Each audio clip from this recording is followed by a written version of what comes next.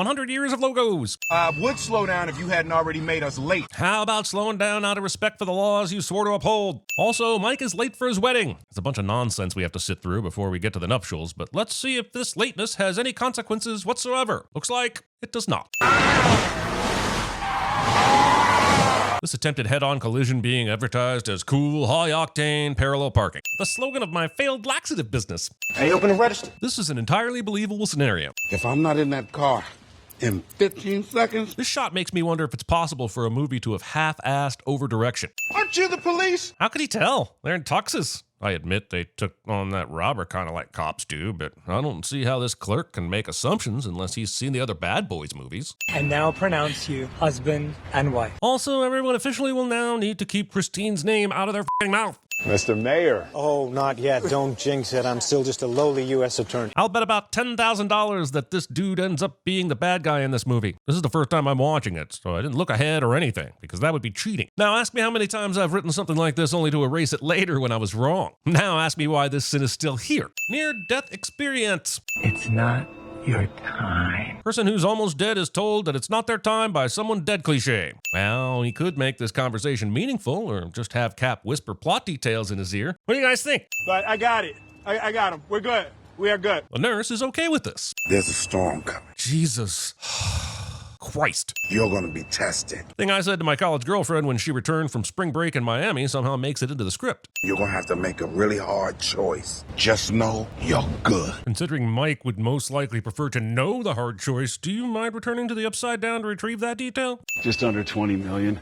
Backdated series of transfers beginning 2004, ending January 2020. I guess you could do this if he were writing a check, but aren't there digital records of the transfer date that are created regardless of when you wish it happened? And if you have enough hacking power to change the bank's records, why do you need to come here to get his login? This whole thing feels somewhere between impossible and able to be done from my couch at home. This business card with all Cap's personal info on it will provide the viewer with a lot of information about what's going down, but it is also an unnecessary piece of evidence to create. This guy isn't cartelling correctly. Hey, honey, what's going on? Do they know each other? Honey, who's there with you? Later, McGrath is going to have the banker and his girlfriend murdered to make it look like a jealous girlfriend killed him and herself because the banker wouldn't leave his wife. But isn't his wife going to remember the other guy's voice that said... Do they know each other?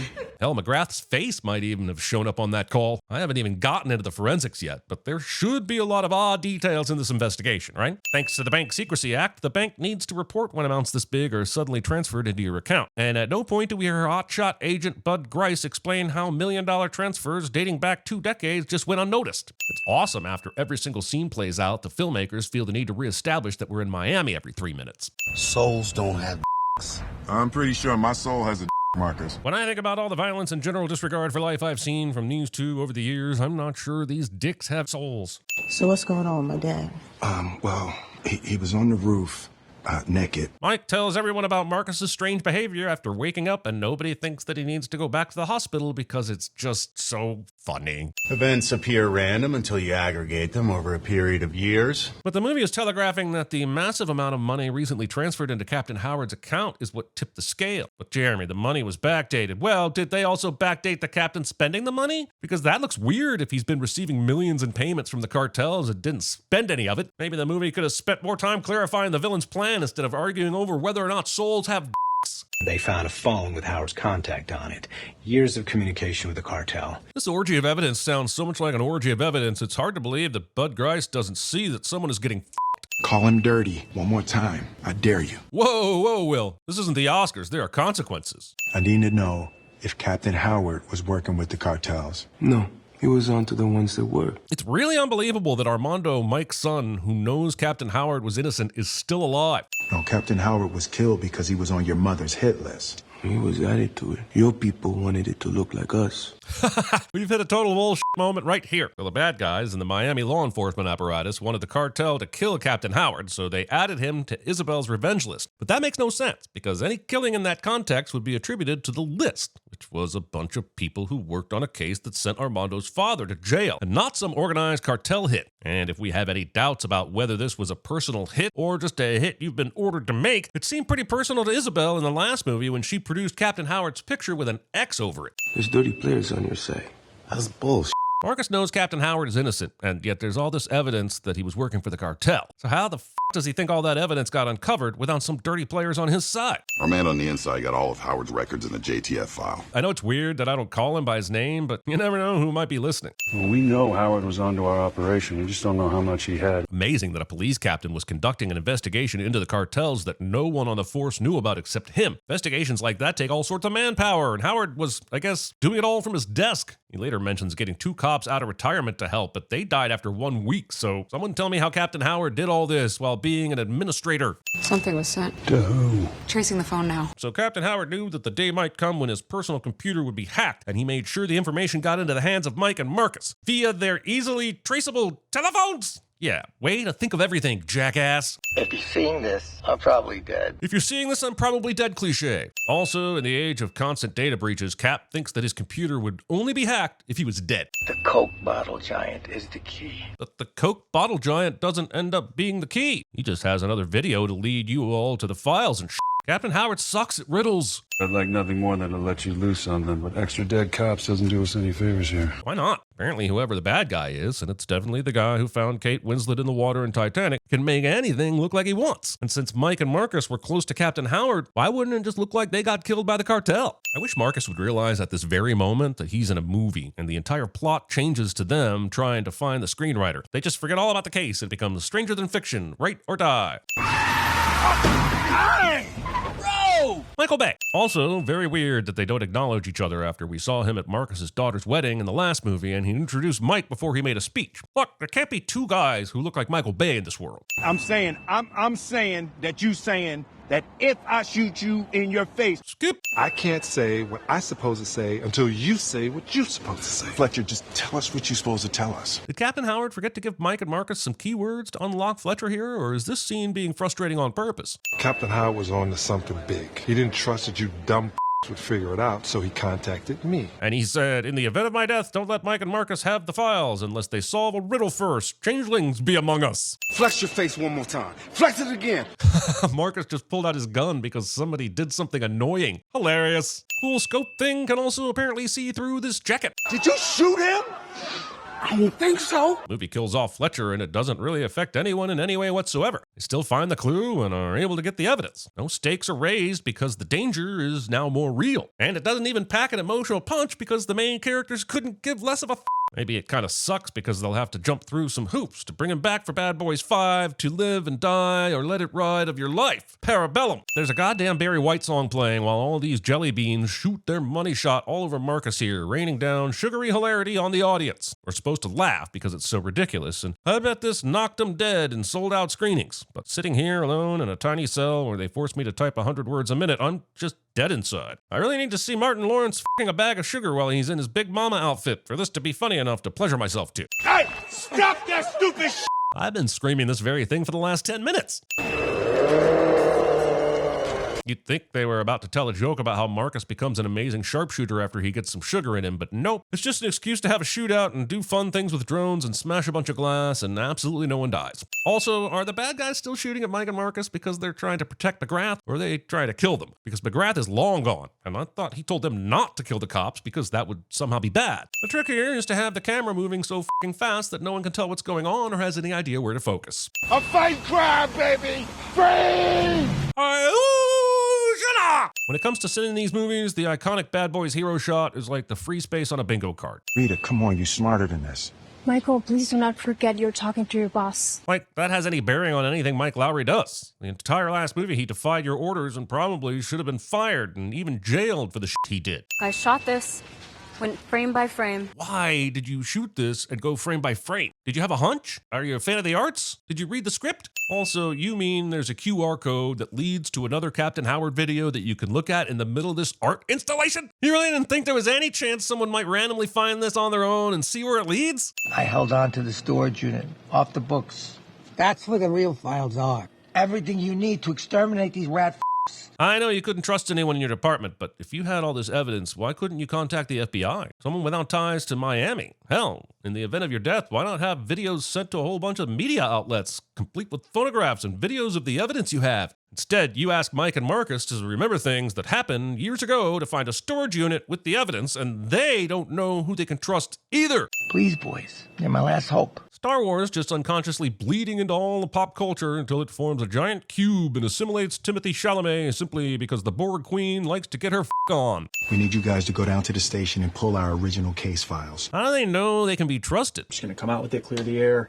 The rat is not me. Oh, that was cleared up with confidence. It's been a long time since I've been in federal prison. Is it customary to give away the fact that you're about to kill someone before you even attempt it? Being able to pay all the guards to look the other way, but not being able to pay one to finish the job is just one of the arbitrary limits that keep this character alive. The movie acts like you ever get a second chance at whatever your bad idea was after taking a 45-pound plate to the head. The movie acts like you ever get a second chance at whatever your bad idea was after taking a kettlebell to the head. They just tried to kill my son because Armando can prove that Captain Howard was innocent. It's almost like the plot finally caught up to the reality of the situation. It's almost like the bad guys finally realized that Armando should be killed. That scene in the prison yard probably should have happened like right at the beginning of the movie instead of all that nonsense with Marcus eating Skittles. Listen, I know y'all can do this, all right? Captain Howard told Mike not to trust anyone, and the first thing he does is tell Reed Richards what he knows. About the only thing I agree with in this movie is Howard not telling Mike and Marcus about this in the first place. We found Zopound storage unit. I don't know. If it's me, I don't use cell phones ever again after all those bad guys showed up when you went to visit Fletcher. There should have been no way they knew you were there, and tracing your phones was the only way they could have done that. And he's currently speaking to an expert on that who never tells Mike to maybe use a secure phone or a burner from here on out. I wasn't even going to tell you this, but in one of our previous lifetimes together, you were a donkey, and I owned you. Also, they're on a very sensitive prisoner transfer mission where they're not supposed to trust anybody, and this is the topic of conversation. Other guys are on turnaround. While it's true that Mike and Marcus would not have been able to identify McGrath and his underling, it still stands to reason that this is only possible because Mike and Marcus are terrible at their jobs. And since Armando can identify McGrath, it might have been nice if he could have seen everyone who got on this helicopter. But also, how the f*** do the U.S. Marshals f*** this up? They just allow unvetted assholes to get on the helicopter because of 5 words. Marcus wakes up and senses a disturbance in the force, only to get hit in the face with this door like a punk-ass Jedi. What was the plan here? They use Marcus and Mike's guns to kill the marshals, but they never make any attempt to incapacitate or detain Marcus and Mike. This villain keeps losing, not because he's going up against super cops, but because he's dumb. Let's go! Lintz is so concerned about telling his boss to get going, which makes no sense at all, that he allows Mike to close in on him and entirely loses his advantage. Even if Mike is super strong, the fact that Armando and the cage have to weigh more than him means that Mike should have been lifted right off his feet. I mean, unless we're dealing with magic and he's a bright or some shit like that. Where the hell you learn how to fly? I'm a drug dealer, man! And that is why Delta prefers to source all of its pilots from the streets.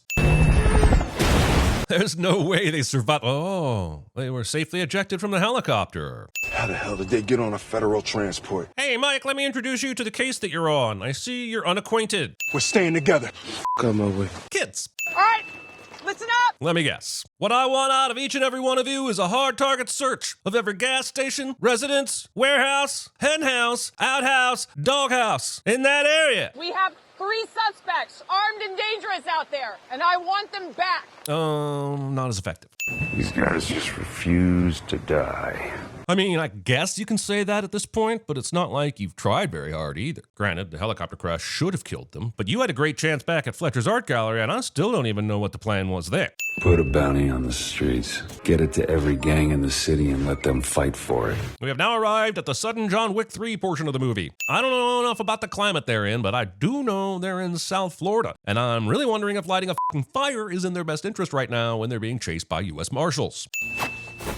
I know that Marcus and Mike aren't very experienced at being criminals, but you'd think they'd at least know to get out of the trailer park and hide before putting these clothes on. How does get in my black closet? That's closetist. Why don't you boys sing us a little Reba song? The movie will now predictably have Mike and Marcus stumble their way through something that is definitely not a Reba song, and that will pass for a good hearty laugh, but you know Marcus knows some Reba song. Come on, that would have been way funnier than this bullshit. Did you ever love her? Pronouns, skip. We're not far from Tabitha's. Vehicle breaks down near the setting of the next plot point cliche. Ah, it's one of those strip clubs where no one is naked, but people are still making it rain for some reason. Get the f*** up. Jesus Christ, this dude showed up 21 seconds after he was called to come down here. I know it's been 21 seconds because they've had an uninterrupted conversation since that call. Maybe he was already in the club, but then I don't understand the need to use a cell phone to get him here, or why he didn't see them enter in the first place. The bounty is dead or alive. But why? I know what you guys are thinking. You're thinking, man, I want to watch this new Bad Boys movie, but I just got to know one thing. Is DJ Khaled in it? Yes, guys, he's in it. Be sure to buy 2 tickets for every person in your group to show your appreciation. Marcus presses what I guess is the gas on this van, even though it doesn't look like the gas pedal. And then the van's wheels spin in place for some reason. Then the movie cuts a couple times, and then the van is actually moving. While I have no idea what just happened, there's at least one sin in this sequence, right? Everybody relax. The fire's on the outside. Imagine being able to use your words to manifest things in the physical world, but only for comedic purposes. These obviously empty boxes must have been here only to catch fire. We're in a relationship, okay? Yeah, no shit. Who didn't already know that?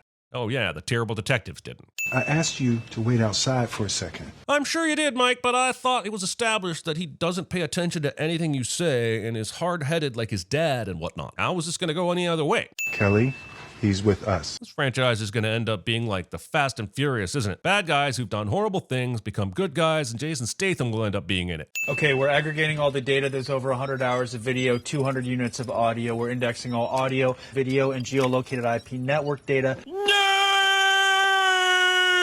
They're going through all the evidence Captain Howard left behind, and I have no idea what this photo is supposed to be. Did someone get surveillance of a guy reenacting Nosferatu? Yeah, we got our own VPN and router. Oh, I bet you have Wi-Fi, too. It's awesome that they found the guy who ordered the hit on Captain Howard, but I'm really trying to figure out what anyone could have done with this evidence if Armando wasn't here to ID a guy on a photograph. Cap had him the whole time. He just didn't know it. What exactly would he have had, though? The only reason he's in any way special is that Armando knows him, which only became important after Captain Howard died, and the bad guys framed him after his death. Even after he had fed this photograph into a scanner and gotten curious about him, it wouldn't have proved who was dirty in the department. Oh, shit. That's my house. Certainly was a good thing you got Dorn to hack into your Ring cameras and left the live images up there hours later, huh? Reggie's takedown of the bad guys in this scene is pretty wonderful to watch, and it's hilarious watching everyone react to how badass he is on the hacked Ring camera. But my God, man, how many people did you send into this house only to have them attack one by one or in pairs? And aren't some of these guys ex-military too? Why are they so worthless when it comes to killing one person? Hey Marcus, what movie do you think we should send next? Chitty chitty bang bang, motherfuckers. Kelly,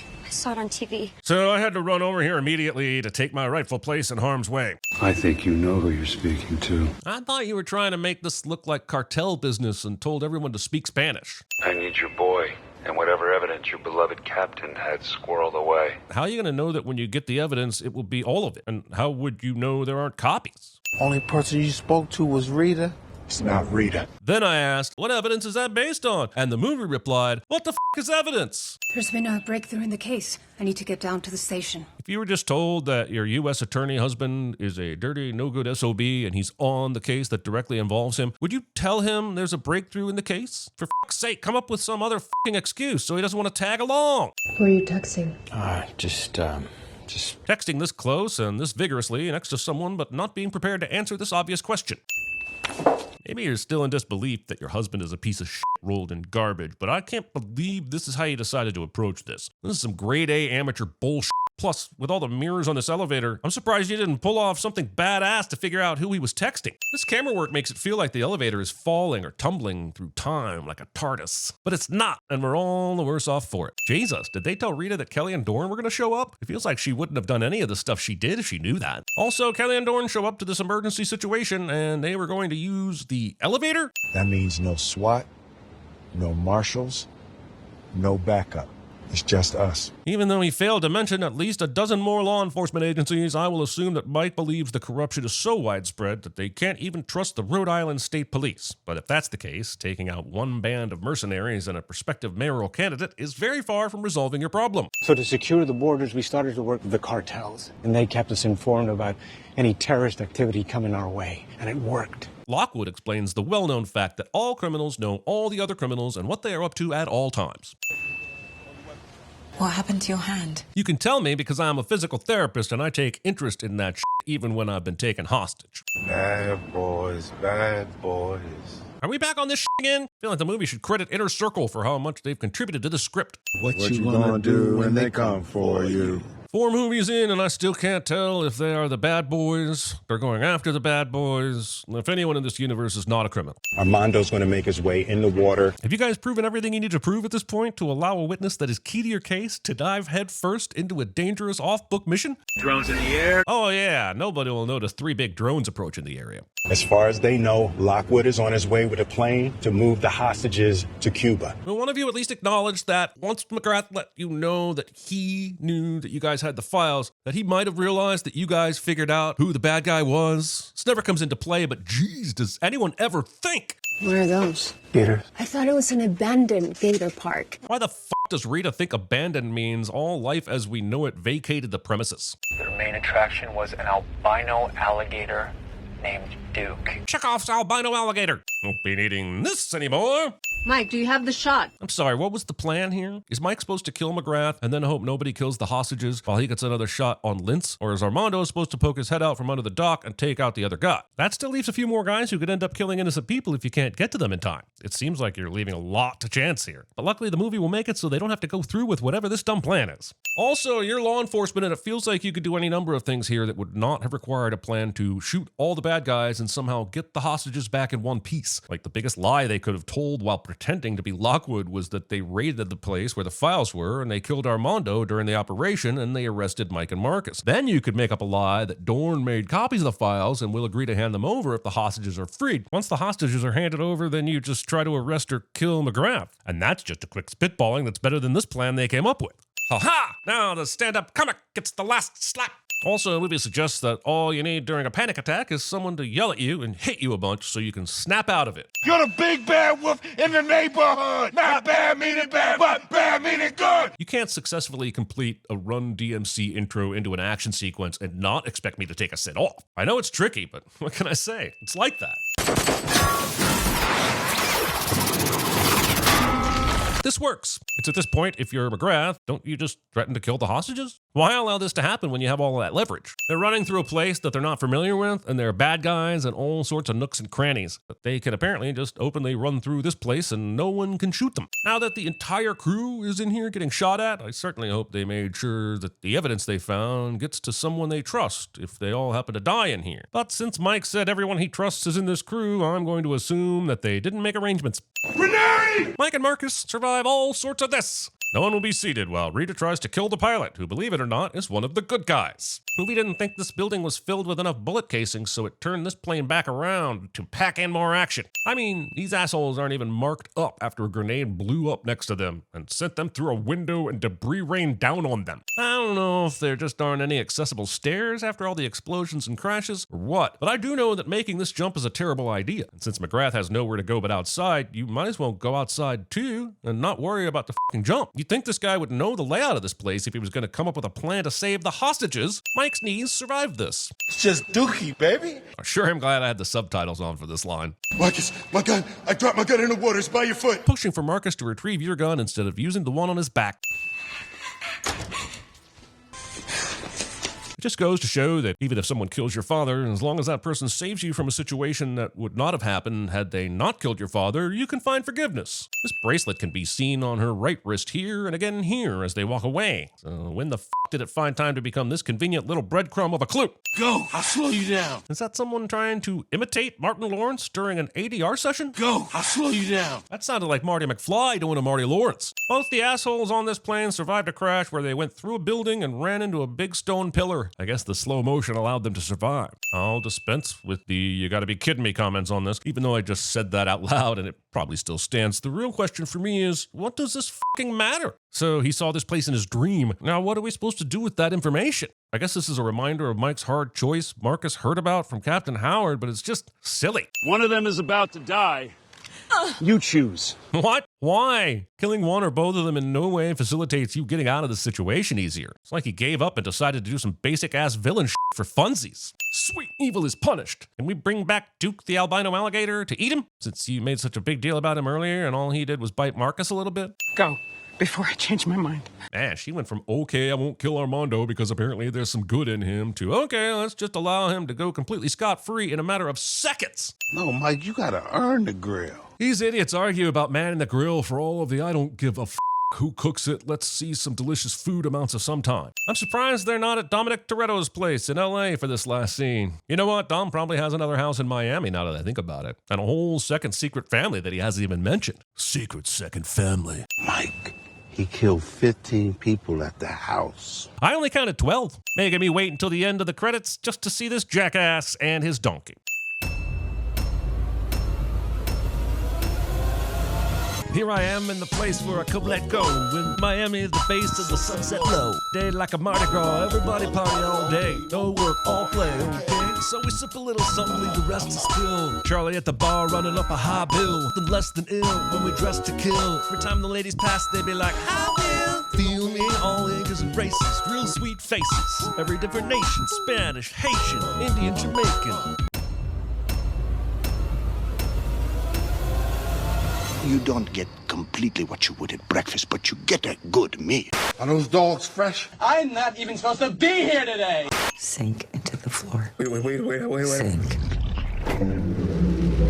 I'm one of the greatest minds of the 21st century. I'm engaged to the hottest girl on the planet. And the big jock who played quarterback in high school, well, he's standing right in front of me asking me for my help. Remember the bus back in 2003? 314 pounds of ecstasy? Well, I'm gonna trip balls. I don't know if I told you this, but I died a couple of weeks ago. It's a weird flex, but sure. Another one. And another one. And another one. Blow it up. You know you done f***ed up, right? You have f***ed up now. it's okay. Not your fault. Look at me, son. It's not your fault.